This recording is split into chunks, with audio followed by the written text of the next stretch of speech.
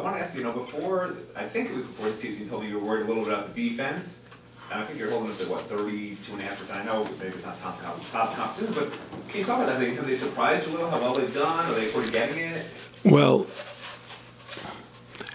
everything is relative, right? If someone gets a wide open shot and they miss it, it still counts as a miss, and it makes your defense look like it's good because they missed.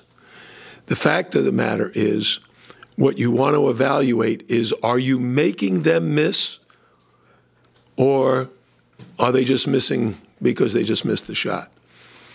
And I think right now we're very, very pleased with the effort at the defensive end of the floor. The consistency of execution has been very good. The challenge is to maintain confidence, improve the focus if you're winning by a lot of points. So the expression we use all the time is, don't play the score, play the game. And what that basically means is the score is really irrelevant. It'll take care of itself. If you execute the game plan, if you do the things correctly defensively, if you switch correctly, if you show on a ball screen correctly, if you box out a man correctly, and we get the rebound, if you talk to your teammates, and like one of the things I was really proud of is one of the Navy players likes to refuse ball screens. So in the 1 day of preparation plus the shoot-around, we emphasize to our guys, don't let them refuse. Make them use the ball screen. And then I asked them afterwards, how many times did he refuse? And the answer was, none. We didn't let him. So we executed the plan. Now, had he refused the ball screen and we stopped him because he missed the shot, I would not have still been happy, because he did what he wanted to do instead of us doing what we planned on doing. And this would have been more difficult is if he used the ball screen and really hurt us by doing that, so it would turn out the strategy was wrong. Then I would have been like, oh, that's on us as coaches. We just didn't come up with the right game plan. That didn't happen. We didn't let him refuse the ball screen, and he didn't hurt us by using the ball screen.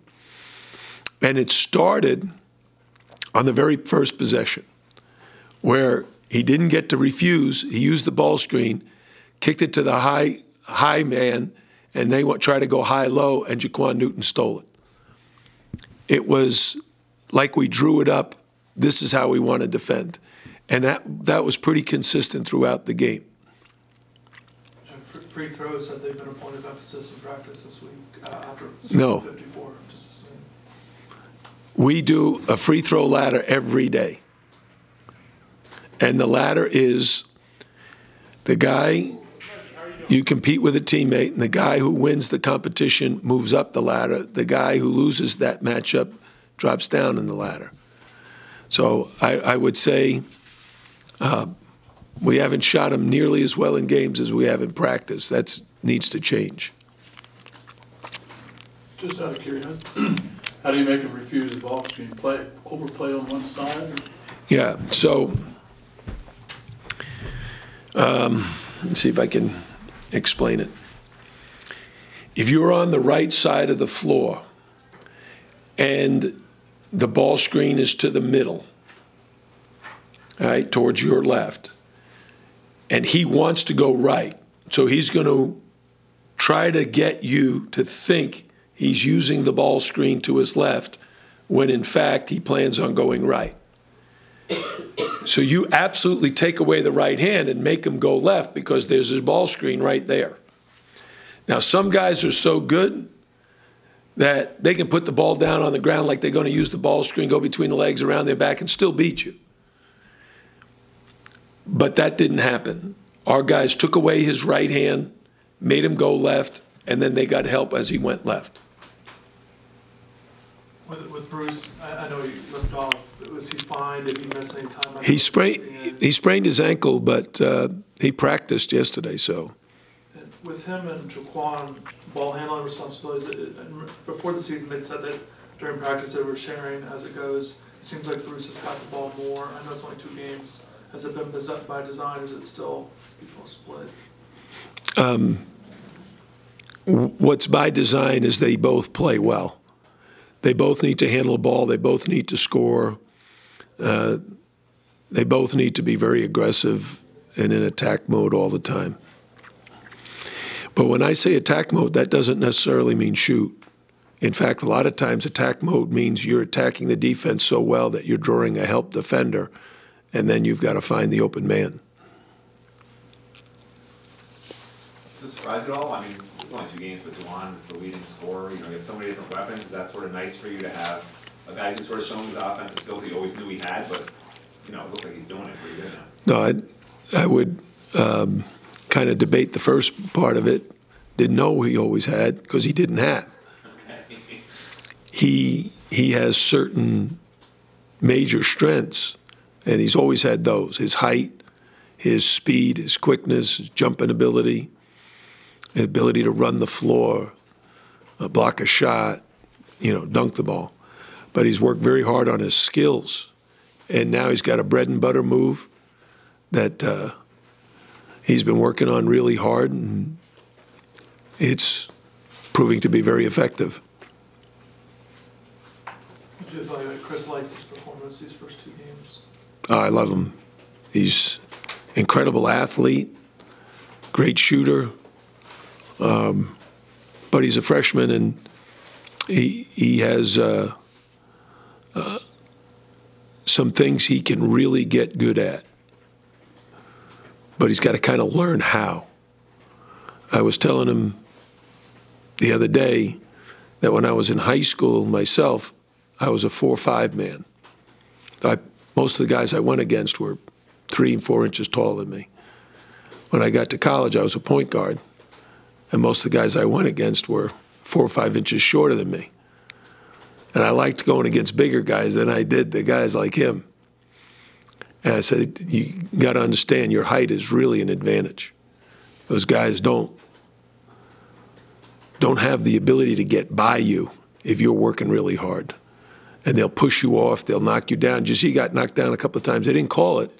And I told him, that's okay. You know, sometimes the refs are going to feel like, you know, you didn't get hit hard enough or it wasn't a real push-off. But bounce right back up and keep doing it because you're really good at it. And I think he's going to find great success. Eventually, he could be someone that was like Muggsy Bogues. You see some Tyler Eulis in him? Yeah. Tyler Eulis is a good comparison.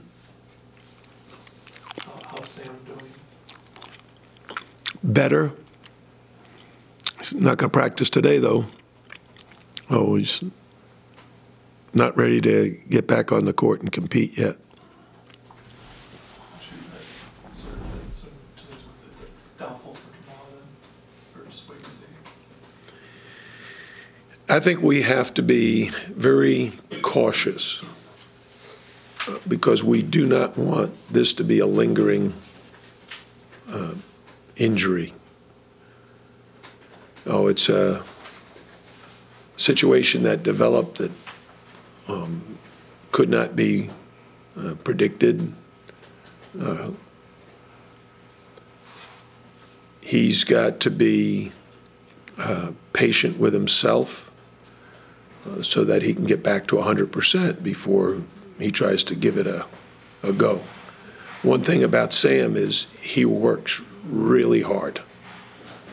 So if he's not 100% and he goes out there and gives it 100%, he could re-injure himself. We don't want that. Was it something that lingered before preseason practice? I know he played an exhibition game, or did it come between that period? No, game and the season opener? I don't know when it really occurred. I just know it was in a practice. He said, Coach, my back is really bothering me. And I sent him over to the trainer, and the trainer said, he's done. He's super tight. I don't know what I missed, but Dan Cat, what is his plan with him? He's redshirting. Yeah. Did you watch the games last night?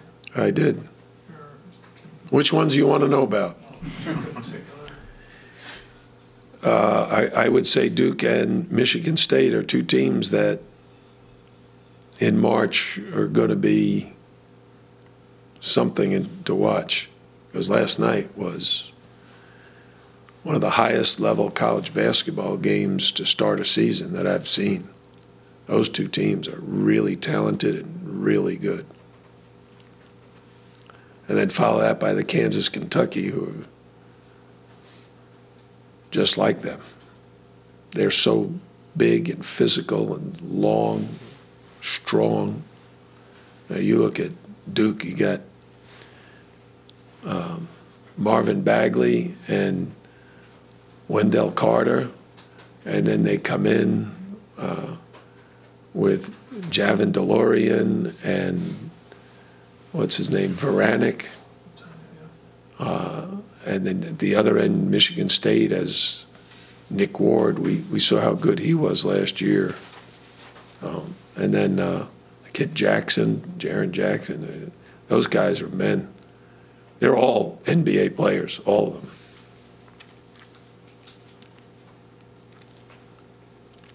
Do you guys have anything else? No? Just, what do you know about Florida A&M? What do you know about them? Well, I know the history of the MEAC is that they spend in the non-conference portion of their schedule traveling an exorbitant amount. So Florida A&M has already traveled out to the West Coast, and now they're coming to us, even though it's only Tallahassee here. Still, this will be their third straight road game.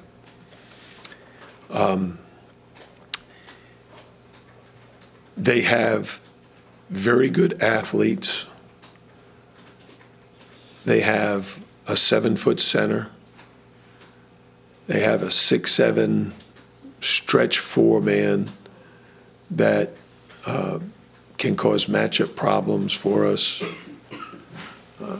Their guards are very athletic, and they defensively play multiple defenses and can give you some problems if you're careless with the ball, because they're constantly swiping and trying to steal the ball with passes.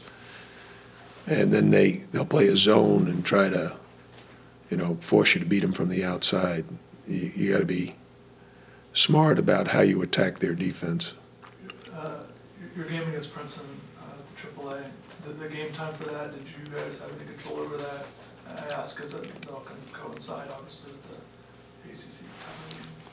No, I think the reason we're playing at 8 o'clock at night is because ESPN wanted Syracuse and Kansas on TV at 6.